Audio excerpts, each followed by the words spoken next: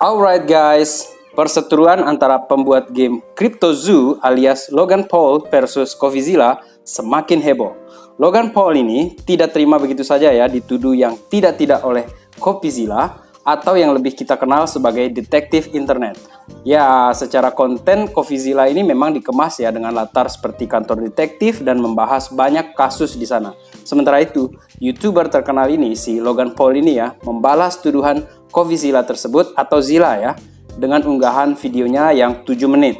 Dan justru setelah menepis tuduhan Zilla, Logan Paul dan Zilla ini justru masuk dalam pertengkaran sengit di medsos. Siapa yang real scam di sini antara keduanya, baik Logan maupun CoffeeZilla? Untuk itu, let's dive in my friend. Welcome back everybody to Black Cuan. Terima kasih telah mengupdate berita kripto dari channel ini. Jika kalian suka kripto dan invest di kripto, bolehlah memberi like di video ini dan mensubscribe channel ini. Serta jangan lupa membunyikan loncengnya agar teman-teman dapat notifikasi ya ketika saya mengupload berita. Terima kasih teman-teman. Oh iya, dan satu hal lagi ya, jika tidak suka dengan Black Cuan, silakan juga boleh mendislike video ini juga tidak apa-apa ya, dan skip sajalah teman-teman. Itu akan menghemat waktu kalian agar kalian bisa mendapatkan informasi yang kalian butuhkan dan kalian dapatkan dari channel-channel lain. Oke teman-teman, update kali ini agak berbeda ya, karena secara spesifik itu membahas CryptoZoo Logan Paul versus CoffeeZilla. Ya beginilah dunia perkriptoan ini teman-teman, ada saja peristiwa yang menarik untuk kita simak dan bolehlah dia menjadi bahan referensi kita, terutama karena ekosistem blockchain ini ya, dimana semua kalangan itu sudah mulai ramai mengambil manfaat dari perkembangan teknologi ini.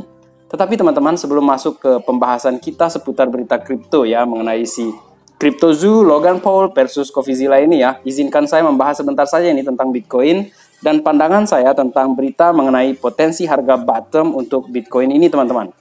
And this is from Blockwork. Harga bottom untuk market pada tahun 2023 ada 3 pertanda yang harus kita perhatikan. Jadi ini dari Tom Iseye ya. Apa sih bacanya ini? Iseye. Oke, dia ini merupakan founders dari Seven Report Research.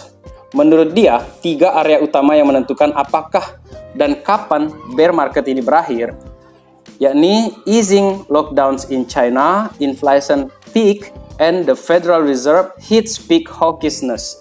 Jadi, kalau kita terjemahkan ya, ini pelonggaran untuk lockdown di Cina, kemudian puncak inflasi yang kaitannya dengan Federal Reserve yang mencapai puncak hawkishnya mereka, dan penurunan ketegangan geopolitik ya. Ini kaitannya dengan energi atau harga-harga minyak lah, seperti itu.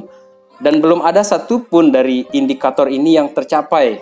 Jadi menurut si Tom Iseye, sekarang ini sudah ada kemajuan, tetapi kita masih menunggu konfirmasi untuk ketiga indikator yang dikatakan oleh dia tadi itu ya.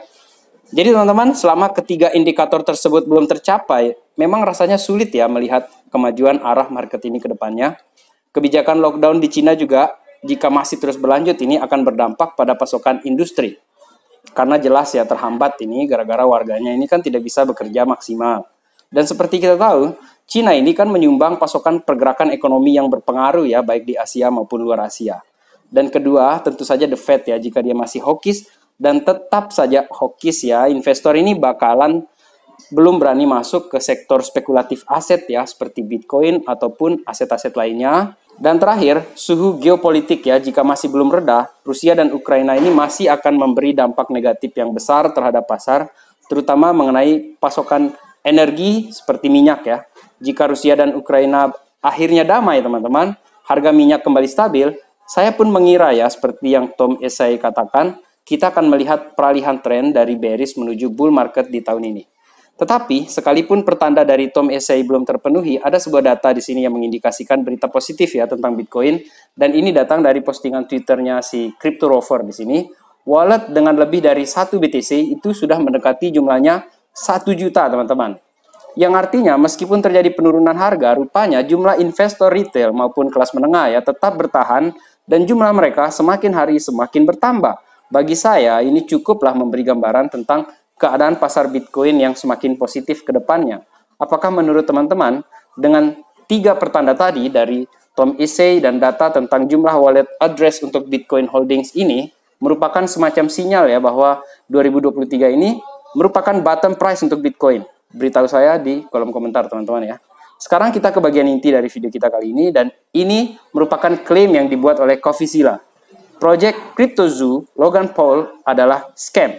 Teman-teman, sebenarnya ini sudah saya bahas ya secara sekilas tetapi di beberapa video sebelum ini, tetapi karena saya merasa ini jadi salah satu referensi penting ya, di mana game berbasis blockchain ataupun yang migrasi ya dari game biasa kemudian bermigrasi ke blockchain itu perlu menjadi perhatian kita. Karena investasi di game seperti ini juga menggunakan uang yang tidak sedikit teman-teman. Dan ketika gamenya scam, rug pull, investor yang dirugikan di sini. Dan kembali tentang perseteruan CoffeeZilla versus Logan Paul ini ya. Untuk informasi kita, CryptoZoo ini dirilis beberapa tahun yang lalu dan sempat populer karena dipromosikan oleh si Logan Paul ini teman-teman. Jadi intinya CryptoZoo ini merupakan game NFT di mana pemain itu membelanjakan koin Zoo mereka atau Zoo coin mereka untuk membeli telur atau eggs ya dalam bentuk NFT tersebut dan meretasnya menjadi hewan. Dan saat hewan-hewan ini menetas ya teman-teman, pemain dapat mengembangbiakannya, kemudian dia membuat exotic hybrid animal lah seperti itu ya. Dan semakin langka, semakin dia hibridanya itu langka, semakin besar juga penghasilan dari Zoo coin mereka atau di games tersebut teman-teman. Karena games ini juga ya diatur untuk berfungsi sebagai passive income. Dan pemain dapat menguangkan Zoo coin mereka untuk mendapatkan uang di real life dunia nyata. Yang pada dasarnya menghasilkan keuntungan dengan memainkan game tersebut. Menurut situs web resmi game tersebut ya, CryptoZoo ini merupakan ekosistem otonom yang memungkinkan zookeepers itu untuk membeli dan menjual, memperdagangkan exotic hybrid animalnya dia. Dan kata si Paul sendiri ya, sebelumnya itu menggambarkan bahwa game tersebut ya atau project tersebut sebagai permainan yang sangat menyenangkan dan menghasilkan uang bagi Anda. Earns you money. Itu dikatakan si Logan Paul, tetapi ada perkiraan ya bahwa si Logan Paul ini melakukan rug pull atau melakukan scam kepada pembeli. Ditambah lagi bahwa egg atau telur yang dibeli itu hanya menghasilkan gambar JPEG teman-teman. Dan tidak seperti yang saya bayangkan juga ya tentang sebuah game di mana karakter yang kita beli itu berupa kartun yang akan kita mainkan dan gunakan di dalam games. Walau banyak yang waspada atas hal ini, tetapi belum ada bukti yang kuat. Sampai YouTuber CoffeeZilla ini yang juga dikenal sebagai internet detektif ini melakukan investigasi dan memberikan banyak bukti kepada publik. CoffeeZilla dalam hal ini telah membuat 3 seri video yang katanya dia ya sebagai hasil investigasi jurnalisme CoffeeZilla terhadap CryptoZoo. Dan dalam serial video yang CoffeeZilla lakukan, banyak sekali faktor-faktor aneh yang muncul dan makin menguatkan bahwa Logan Paul ini sengaja menipu para fansnya dia dan pembeli CryptoZoo untuk meraup keuntungan. Tetapi apa sebenarnya yang dikatakan oleh CoffeeZilla sehingga membuat Logan Paul ini tidak terima? Ini dia teman-teman, saya kutip dari Nation World. Situs web CryptoZoo ini mengatakan ya bahwa game tersebut saat ini sedang di-upgrade. Dan di salah satu video CoffeeZilla ya, Logan Paul ini mengklaim bahwa game tersebut telah rusak karena developernya melarikan diri ke Swiss dengan source code serta di hostage atau ditahan oleh si developer itu dengan harga sekitar 1 juta atau 830.000 euro teman-teman. Dan developer yang dimaksud ini ya, yang diajak bicara oleh CoffeeZilla selama penyelidikan jurnalismenya tersebut, mengklaim bahwa dia tidak dibayar sama sekali untuk pekerjaannya di CryptoZoo. Dan meskipun mempekerjakan tim yang terdiri dari 30 engineers dan menghabiskan dana $50.000 per minggu ya untuk membangun project NFT tersebut, developer CryptoZoo yang diajak bicara orang kedua di sini ya oleh CoffeeZilla itu diajak bicara mengatakan bahwa dia juga belum menerima pembayaran dalam bentuk apapun. And how has Logan Paul respond to this? Dalam video terbarunya Logan Paul merespon tuduhan CoffeeZilla mengenai CryptoZoo dan dirasa itu tidak solid sama sekali. Logan tidak membantah banyak dalam videonya dan banyak netizen yang justru sekarang ini membela keras CoffeeZilla. Bahkan dari komunitas kripto yang meminta Logan untuk bicara jujur ya mengenai hal ini, dan tidak sedikit juga yang ingin melaporkan Logan Paul ini ke SEC teman-teman. Walaupun dengan bukti yang sangat kuat dari Zilla dan beberapa saksi yang mendukungnya, Logan ini bahkan tidak meminta maaf dalam videonya. Dirinya bahkan melakukan double down di mana dia mengancam CoffeeZilla ke pengadilan. Dan tidak itu saja teman-teman, ini dari Watcher Guru ada sebuah update mengenai hal ini. YouTuber Logan Paul says he unknowingly hired multiple criminals and con men who led and developed his crypto NFT project CryptoZoo. YouTuber Logan Paul ini menyatakan bahwa dia tanpa sadar, tanpa sengaja mempekerjakan banyak kriminal dan penipu yang memimpin dan mengembangkan proyek kripto NFT miliknya di CryptoZoo. Jadi agak lucu juga ini ya. Akhirnya dia ngaku kan. Dan dia mengklarifikasi di sini klaim dari CoffeeZilla setelah CoffeeZilla ini mewawancarai salah satu developernya dia yang dikasih inisial Z ya, seorang engineers yang bekerja di CryptoZoo. Dan Logan Paul ini mengungkapkan ya bahwa Z ini tidak lain adalah Zach Kelling yang sebelumnya ditangkap karena aktivitas penipuan.